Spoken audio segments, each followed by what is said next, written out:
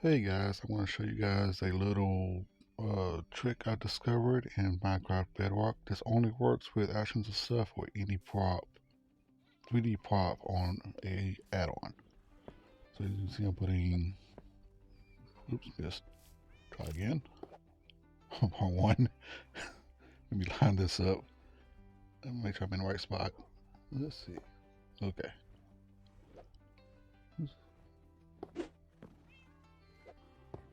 Okay, that looks like cheese, but it's supposed to be a pumpkin pie. That's ink, but it's like lettuce, well, celery sticks. That's a funny one. Swap out a few of these real quick. 1 sec. Little spoilers right there.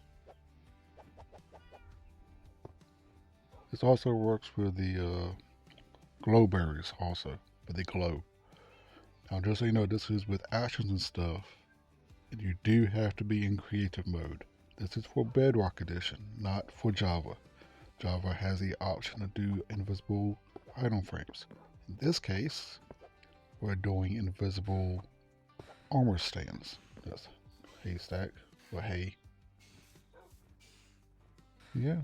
And this is a little trick. This part is only for actions stuff. Doesn't matter what other add-on you use, you need actions and stuff for this one. Okay, so I'm name tagging it.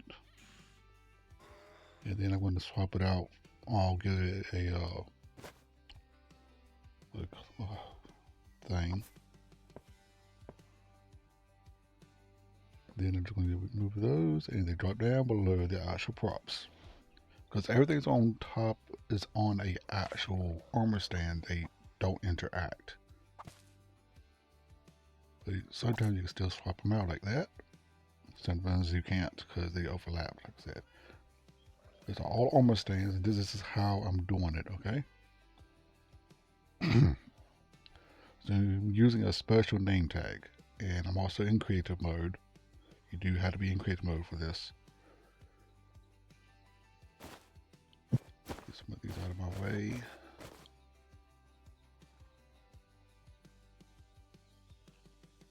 It's not that armor, that one is this one here. This only works with specifically named armor stands. Oh, you did that, okay. Now you can name it anything you want. Anything you want to name these armor stands you can. But I'm just using something simple so you can see your places there. You can move it around, but I got this glass here that'll show you where the borders would be if you want to try to confine this to a certain space. So I'm going to name him Bob so you can see it. Well, there it goes. So this is what he looks like in actions and stuff. These are the poses, default poses and actions and stuff. They don't all work for the props. All depends on the prop itself. If I name it this, here's the code or command.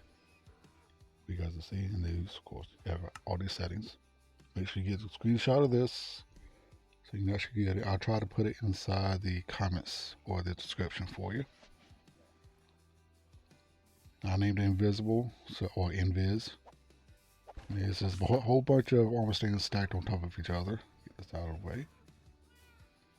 In different poses and different angles, 45 degrees, 120 degrees, so forth. And this is, sorry. So here you go. See? It's the torch laying down because it's the actual armor stand is laying down or sitting down. So this is some way you can position them if you need to. So I like that this armor stand, I've got the arms out and I've got it holding the thing, and you can see you can actually put it inside a wall if you want to. Now if the head is inside the wall, that way this is so it doesn't move. If the head is inside the wall, there's a good chance it's going to turn black. So just keep that in mind. You've worked with bundles. Swap this out.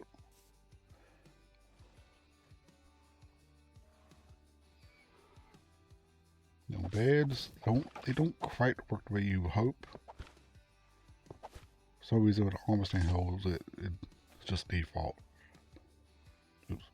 Oh, oh, okay. I know what that is. That's because I named it. We named the armor stand the special actions stuff code, and therefore it would use that instead of the actual armor stand. But yeah, I mean, you can do some pretty cool effects and everything with this. As I said, you do need armor stands for this to work.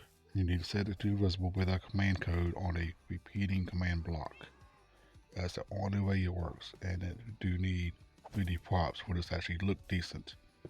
So it even works with campfires. Let's see, yeah, let's show you this one here so you can see the issues.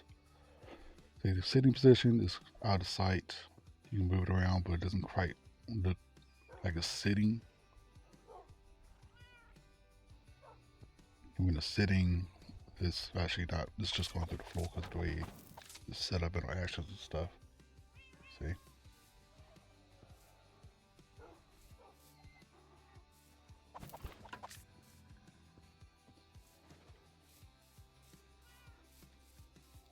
Here's the code one more time for you guys.